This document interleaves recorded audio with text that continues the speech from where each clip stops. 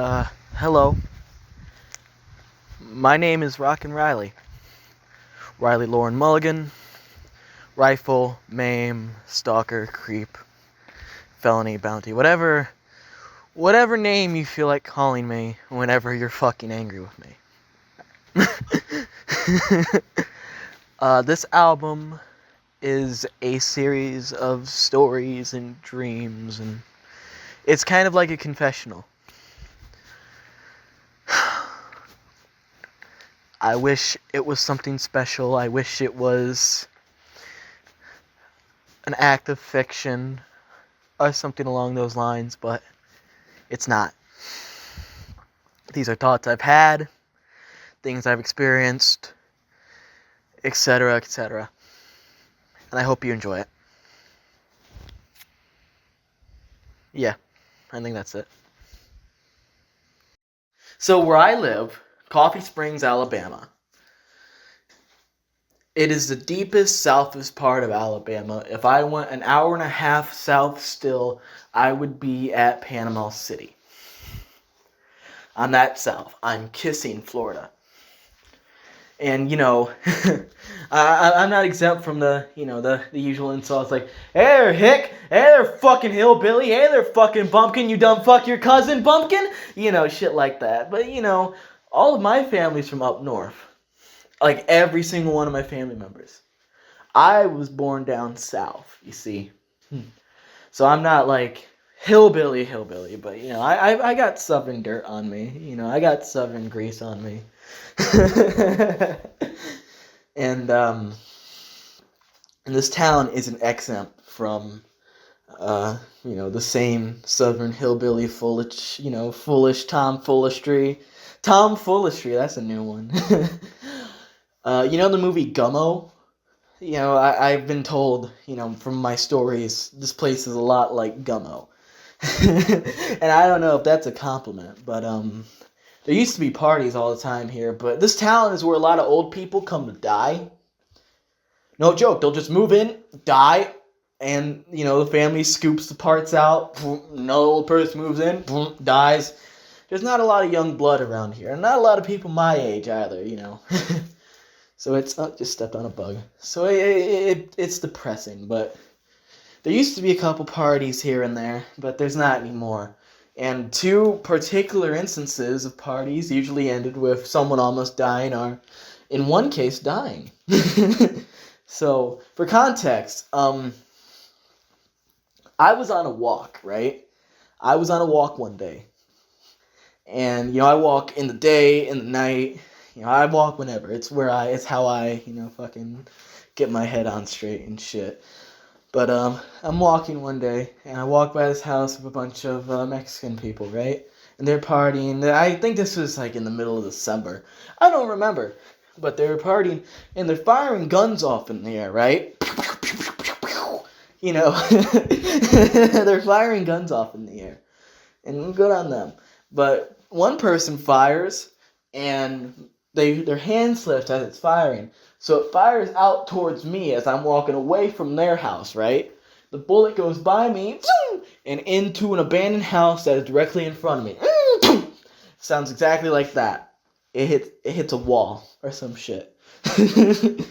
And, I didn't realize this. That's the funny part to me. That didn't click. That didn't process for me until way later down the line. Like fucking 2 weeks later, I'm making lunch, I realize, oh hey, I almost got shot in the head, what the fuck?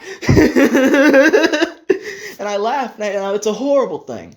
It's a horrible thing that I almost died. It's a horrible thing that I almost lost my life. But to not realize it until 2 weeks later, with like a fucking like panini in my mouth or some shit, it's like, I almost died. But now, another really neat instance. Now, this is a story I overheard, so my memory might have degraded it a little, right? There were two guys having a party with like a bunch of other people, like a couple houses away from a church. So, man one's wife, slept with man two. Man one's wife told, her husband, hey, Man 2 seduced me. Man 2 seduced me. I wanted nothing to do with him. He has a charm. Or something like that. I'm going off of what I've been, what I've overheard. Because I was never told this directly. But I've heard the story, passed around a couple times, growing up. Just to give you an idea of how long how long ago this is. But, anyways. So Man 1 wants Man 2's head on a platter, and now they are a few drinks in, and they are screaming at each other. Now imagine two bumpkins screaming, yeah, goddammit, you don't fuck with my wife Priscilla? I know you did, you salty motherfucker. I didn't do shit. You can't accuse me of that. We've known each other for years. I want nothing to do with your salty dog of a fucking wife. And, hands are thrown, fists, punches land. Man 1 walks off, stomps off, right? And now here's where it gets really fucked. Man 1 comes back with a shotgun, a 12 gauge, loaded, aims it at Man 2's chest, and pulls. Pow! And the unadulterated power of a goddamn 12 gauge turned his chest, turned Man 2's chest into a fucking open door, and his face and eyes are like the exit sign. The exit sign's way out of power. The lights are mighty dim in there. And from what I've heard, cops were called, Man 1 was arrested, Man 2 died on the spot because he just took a 12 gauge to the stomach. And, that's why we don't really have parties in town anymore. Parties stopped around then. They still happen occasionally, and I know someone's partying. It smells like sulfur all over town. But it's fucked up, isn't it? It's real fucked up.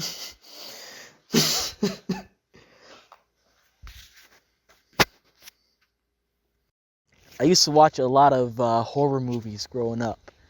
And the shit would scare me to no end.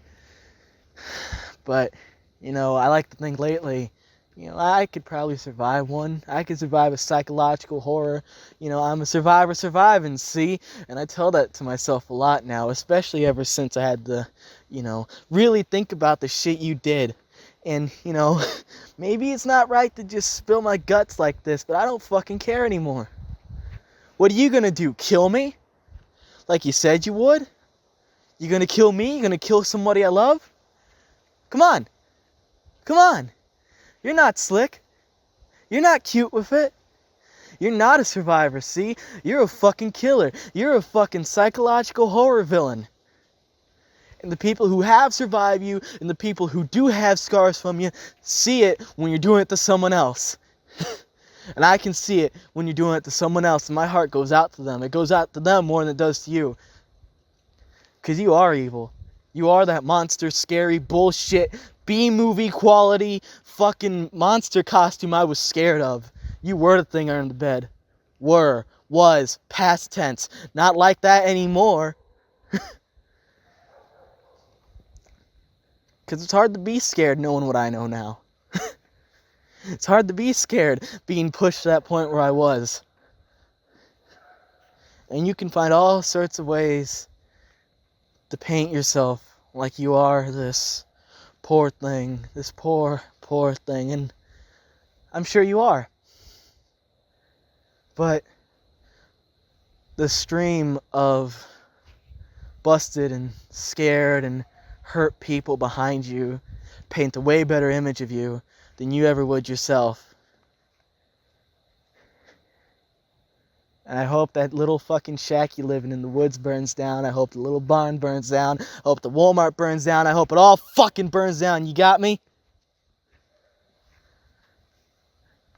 I escaped. And I escaped hurt real bad. Horror movie cliche. Survivor comes back one last time to go after Jason Voorhees because you're a monster. And I hope you don't forget that. And I hope you don't forget that when you hear this. Cunt.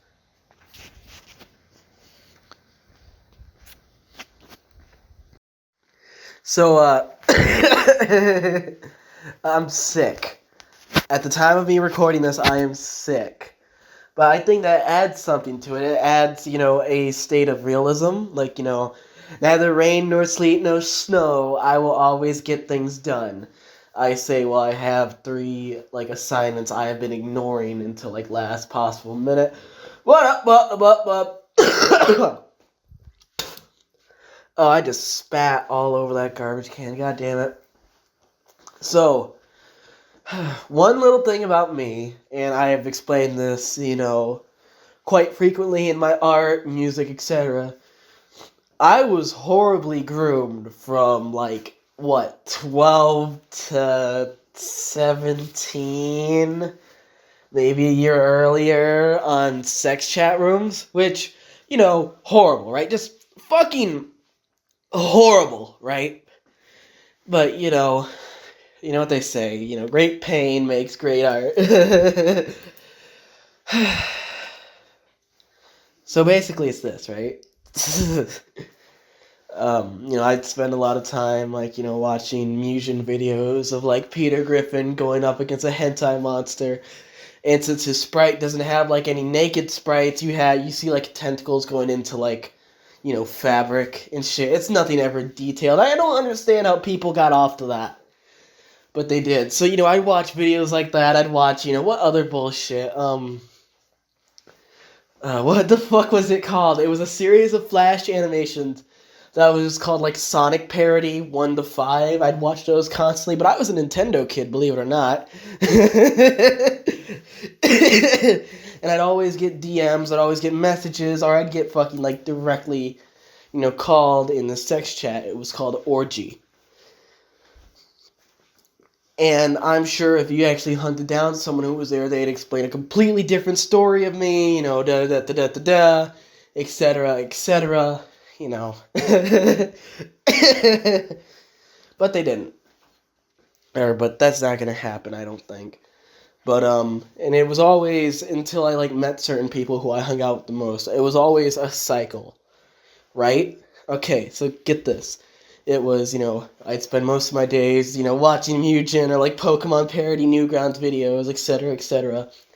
Get DM'd by someone who was, quintuple my age, in the 50s, 40s, 30s.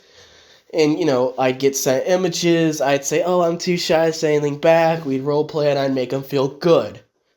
Real good. I was a very talented role player back then, but all of those skills kind of went the way of the Eastern Bird the moment I started huffing gasoline for a year. And I know what you're thinking. What, just for a year? Your brain got fucked up over a year? Yeah.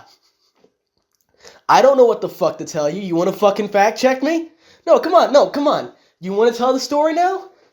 I'm not lying. Come on, faggot.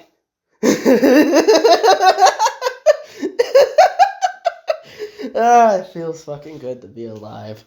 But it was this, repeat loop. It was a constant loop of, bullshit, feel good, end of day. This would go on and on to a birthday, surprise! And, this would be when the men would try and make me feel good. Real good, right? And, it was never anything interesting. I got sent a 5-minute 144p video of a guy jerking off in his room. And I used to watch that video a lot.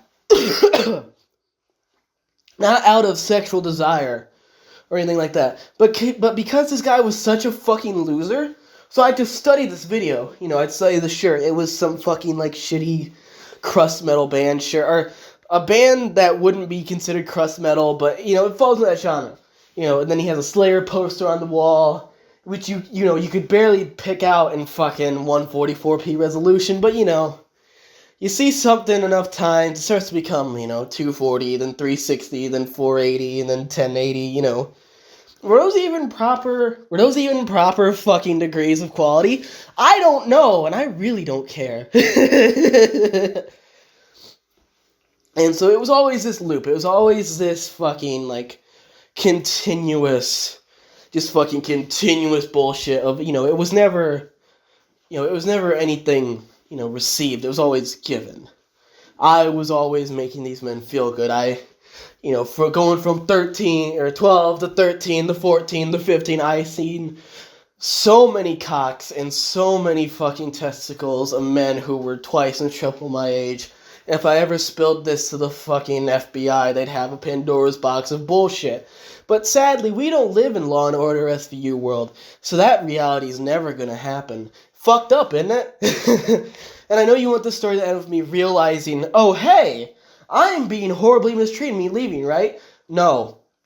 The only reason why it stopped was because I got banned. Not because they found out my age, but because this one moderator, who, I don't remember her name. I never fucking liked her. I wanted to like her, I wanted to be her friend, but she fucking hated me.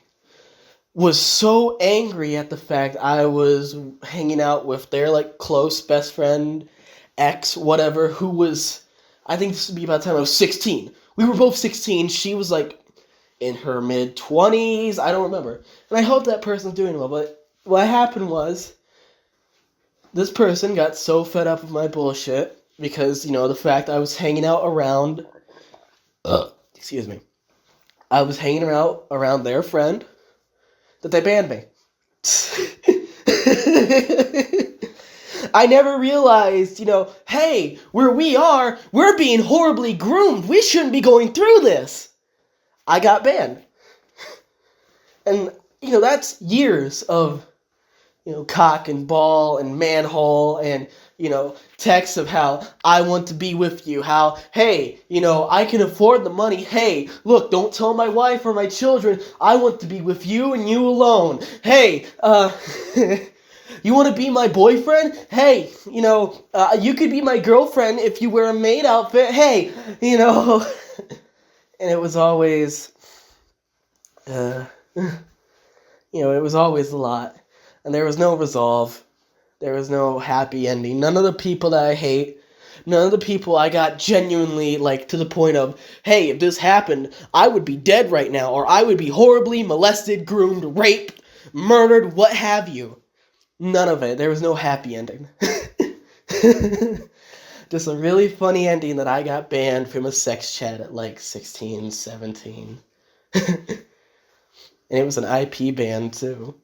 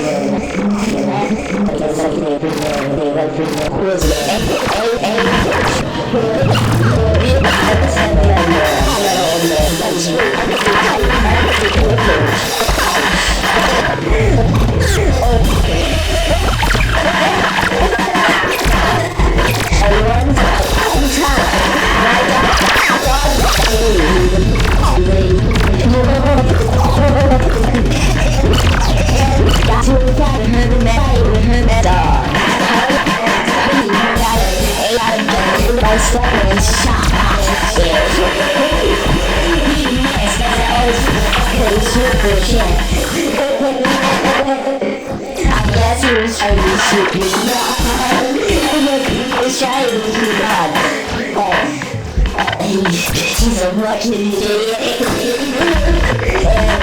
He said you kicked off my house. We're so that I did stop the middle of the day instead of me and your grandmother, my stepmother, and me. Up there would be sitting about his kids.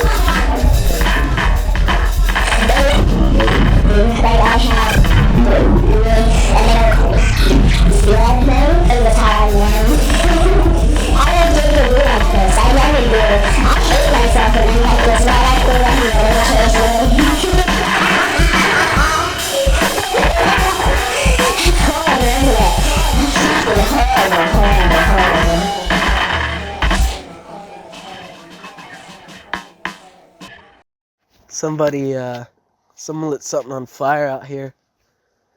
Because there's smoke, and I can smell the smoke. It's just a bonfire, but it's leaning down a little on the street lights around me.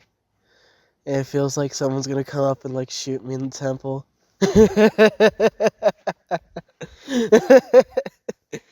But there was this one guy I knew, and I don't know if he still lives around here, so I might be at risk by talking about him out loud.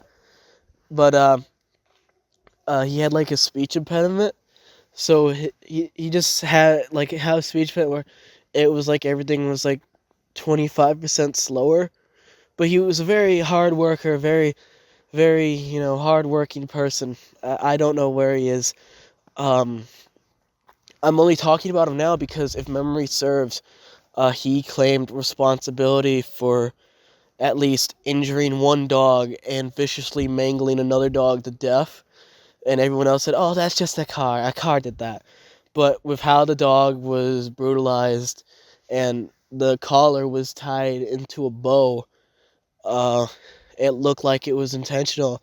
And I was mentioning that to someone while I was at church. I used to go to this church up here that I'm standing nearby now, First Baptist, Coffee Springs First Baptist, and he overheard and he was like, oh, that dog?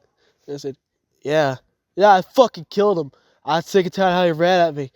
And, that was, I now suffer, from a lot of thoughts regarding, wanting to kill somebody or wanting to kill people. It's a whole debacle. I shouldn't tire you with it. But, I had like this shitty like Swiss Army knife on me, and the only thing that would like go through my brain at the time was just his voice screaming to fucking stab him in the fucking neck. But I never did. I was too much of a coward. And how he acted towards me, he was a very womanizing person. Because he got the chicks. He was in like a fucking band. He fucking worked hard. Bitches loved him. And he would flaunt about his, sexual conquest. His sexual conquest to me. And, this is when I was growing my hair out. This was before I fully realized I was trans. Like, I didn't even have, like, a trans name yet. I didn't have the name I have now yet, And he was like, if you keep growing your hair out, I'd fuck your face. And then he walked off. He gave me a microphone that I don't know what the fuck happened to it. I think it got pawned off and sold for drug money. Because that was something my dad used to do a lot with a lot of the shit I owned. And he'll never, like, own up to it. He used to pin it on, like, different people. But that's a different story. That guy was a fucking menace, though. And it was a weird situation for me. Because after he told me, like, oh, if you keep growing your hair out, I'd totally fuck your face. I started crushing on him. Yeah, I started crushing on the dude I wanted to kill. And, I wanted to kill him. I still wanted to kill him. I don't know if I want to kill him now. I don't really want to kill things anymore, But, like, I wanted him to fuck me. I wanted him to hurt me. And, like, there was a part of me in the back of my head that would, like, get off to that. I wanted to end up mangled like the fucking dog he took credit for. And I don't even think he killed that dog. I think he took credit just to fuck with me. But I think that's thinking too highly of myself, isn't it?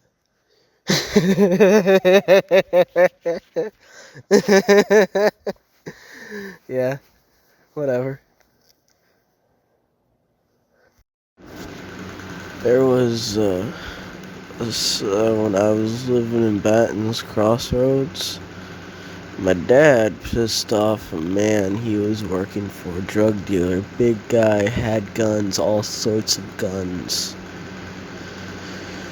And, I would stay home alone at the house a lot. He'd always tell me, like, after he pissed this guy off, to be careful around the house alone.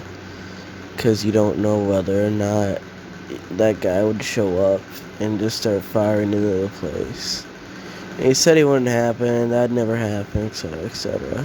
And,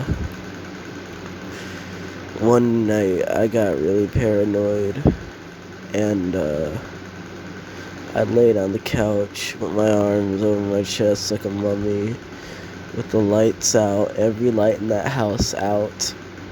I was home alone, and I see two lights slowly creep like through the window and rest there, and yet I heard a car like fucking mulling over slowly outside, and I hear a car door shut.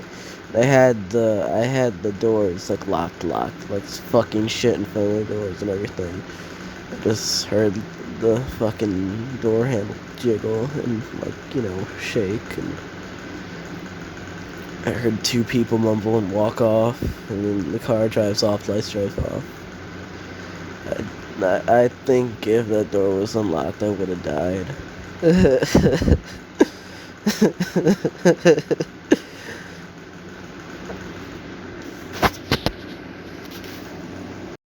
So,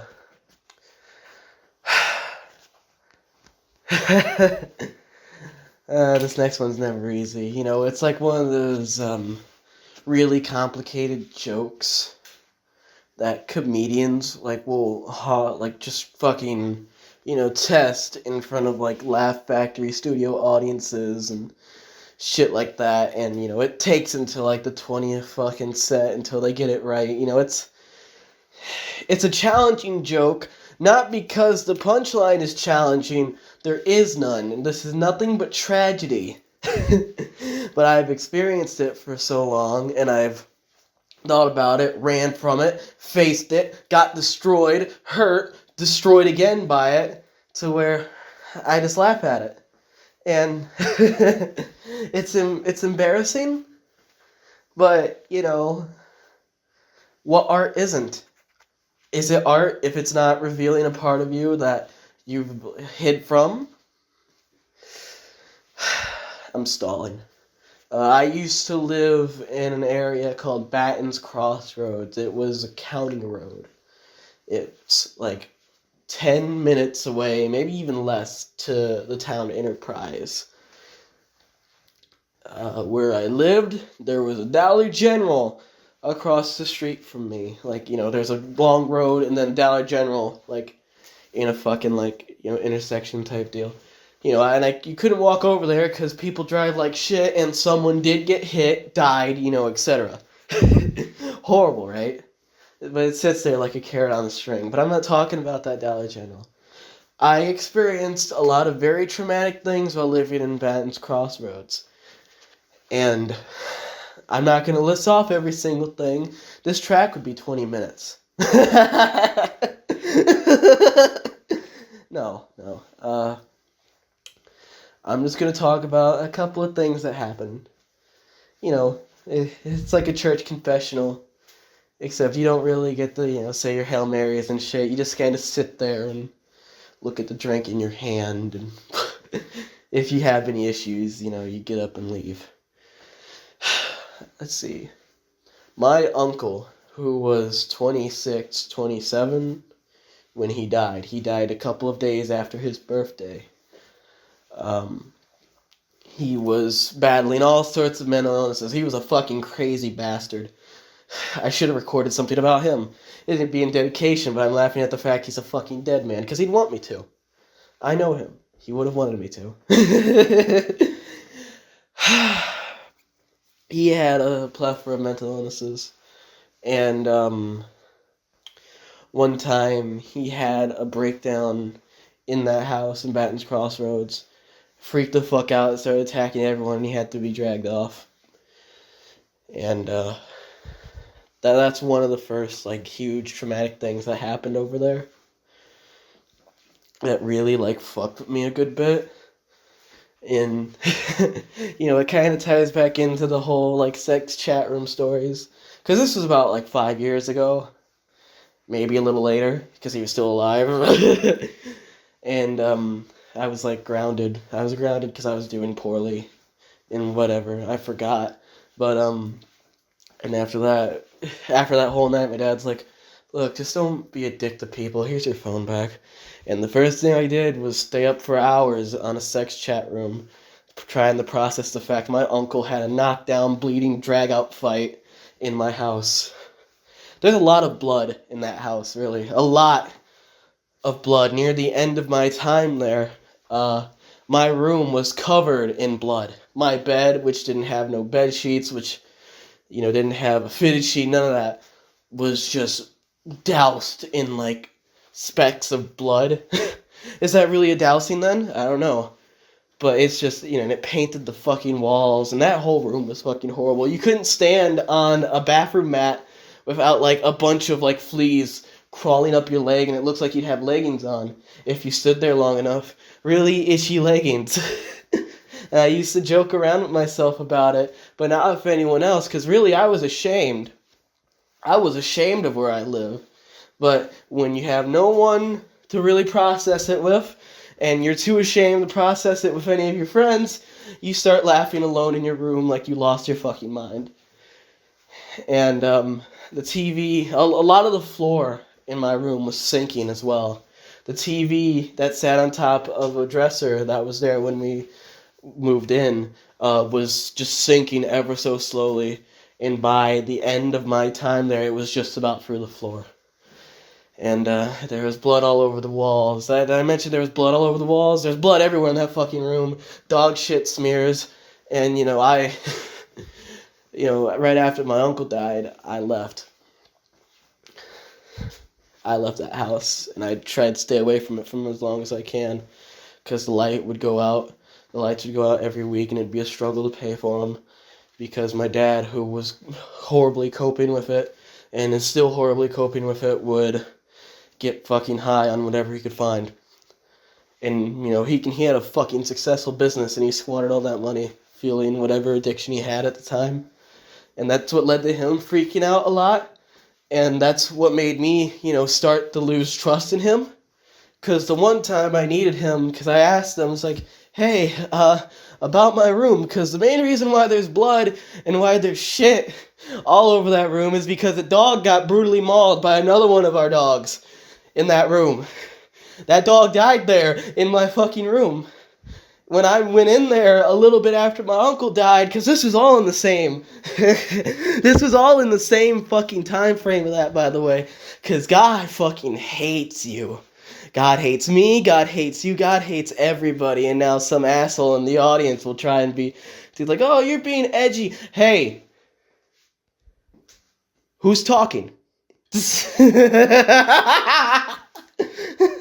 I get delirious talking about this shit, but when I went in there, I could still see his fucking body outline. It was like a fucking, it's like those chalk outlines you see in, like, the Grand Theft Auto, like, fucking, like, promotional art, with the character standing real cool with a gun at a crime scene, but it was with blood instead of, like, chalk.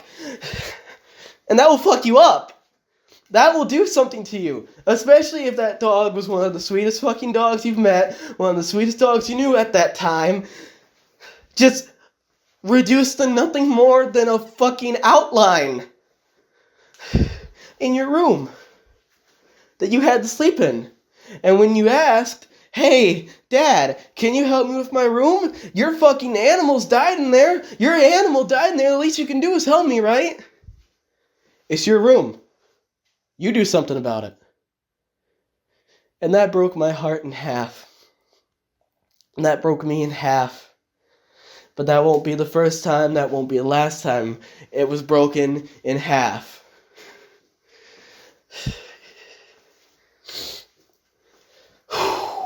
I'm sorry. This was supposed to be funny. I'm supposed to be telling jokes.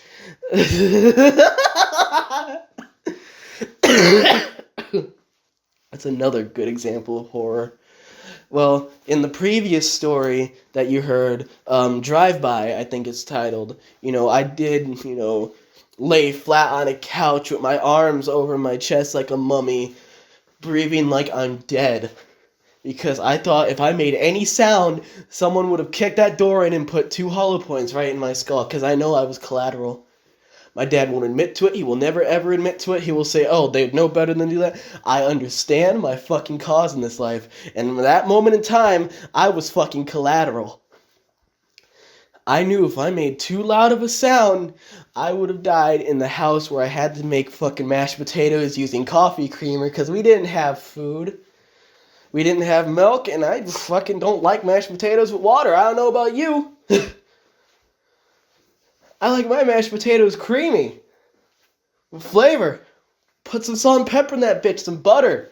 A little bit of garlic. Yeah, I'm feeling fucking feisty. What about you? Garnish that shit with some dried herbs. The fuck you gonna do about it? Huh?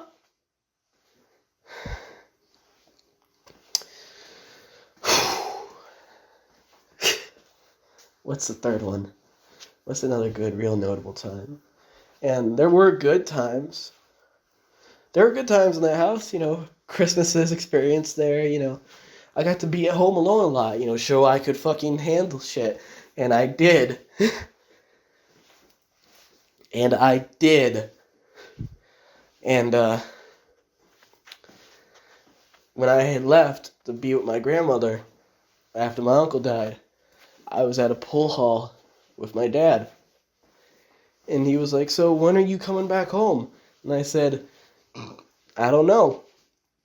My grandmother needs me. And I don't feel comfortable living in that house. And he leaned in and he whispered in my ear, you're my kid. I'm not suffering alone in that house. And he'll never admit to that. He'll never, ever admit to that. He'll never admit to that because he has pride. He is a prideful, narcissistic bastard. And the one time I tried to get closure regarding that fucking house, we were working together laying bricks for a pool at this very nice woman's house. I don't remember her name. And we were talking about it. And he told me, well, you saw how I was. I wasn't handling death right. I was on drugs. I was fucked up. Your stepmother gave up on the place. She was tired from working. Why didn't you start cleaning up? I was 16, 15, 16. The one time I really wanted him to step in and show that, hey, I could rely on him. I could really rely on him. He didn't. And then the one time I try to fucking, confront him on it, he makes it seem like it's my fault. And if he ever hears this, he'll go, no, I don't think it was your fault. It was your fault. You fucking know what you said. And that was the first time I really thought about killing my dad, too. I wanted to take one of those bricks, and I wanted to bash it against his head. Over and over. I don't care if that woman saw. I don't care if those kids saw. I went through hell in that fucking house. I saw shit I shouldn't have had to seen. I went through shit I didn't have to see. And people go through worse every day, but I don't get to talk about the shit I go through. Not in this case.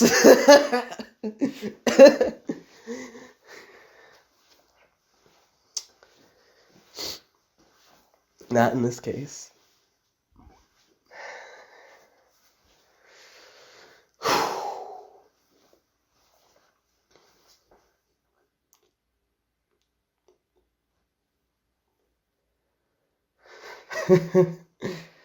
Life sucks.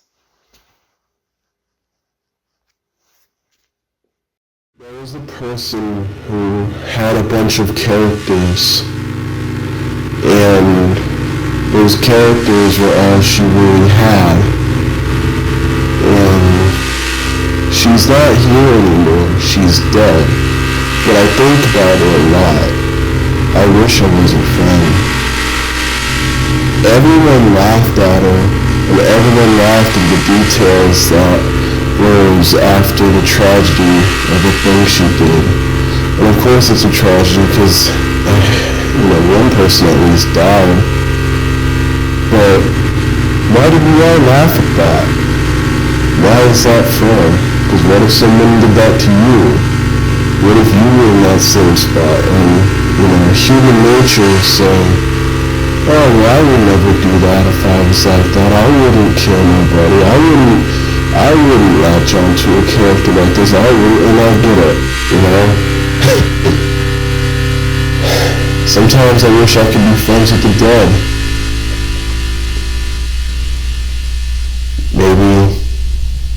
Maybe not everyone is as horrible as you think. It's bullshit.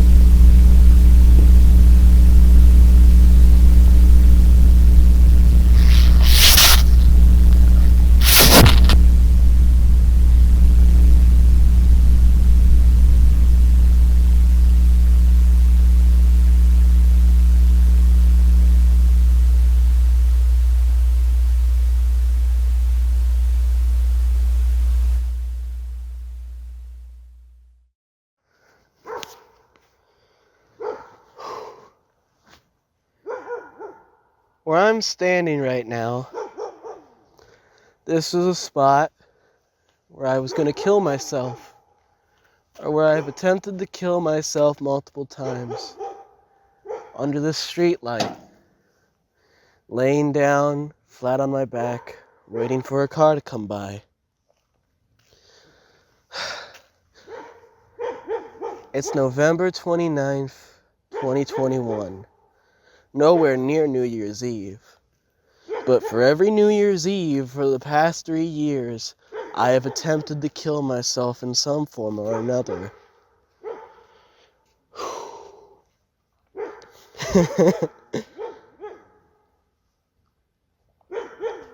Once, I was going to sneak off to a grotto, a spot that I found over by an abandoned white church. And I was going to cut myself open and bleed out. I decided against it, and I walked home. Another New Year's Eve, I was going to drink every single energy drink that I could get my hands on, and hope to God that my heart would fail on me. I just had one that night, and listened to Don't Wake Dad by Ross from Friends on repeat. And the New Year's Eve, before this one, last New Year's Eve, I was standing on this road, patiently waiting for a car to speed by, and it was the perfect chance. It's New Year's Eve. There's drunk drivers. No one's paying attention to the road. I could easily step and get sideswiped by one right now. The wind off of a car kissed my face. And the guy honked the horn because he thought I was just standing too close to the road. And I just decided to go home. And I only talk about this, I'm only reading this out right now, because I want to break that loop. I want to break this cycle. Because I like being alive. I've finally managed to wake up and see the beautiful sunrise. Without, something special happen. I'm finally able to see the sunrise on rainy days. And if you told 14, 15, 16, hell, even 17-year-old me this, they wouldn't believe you. And maybe if I can laugh about all of the horrible things that happened to me, and still keep walking with a smile on my face, even though it's been beaten and worn down and used and abused, etc., etc. Maybe that can help someone else. I don't know. I like to think so. I'm very thankful if you've made it this far, if you've listened to all of this. And don't be a stranger, all right? You're loved. I love you.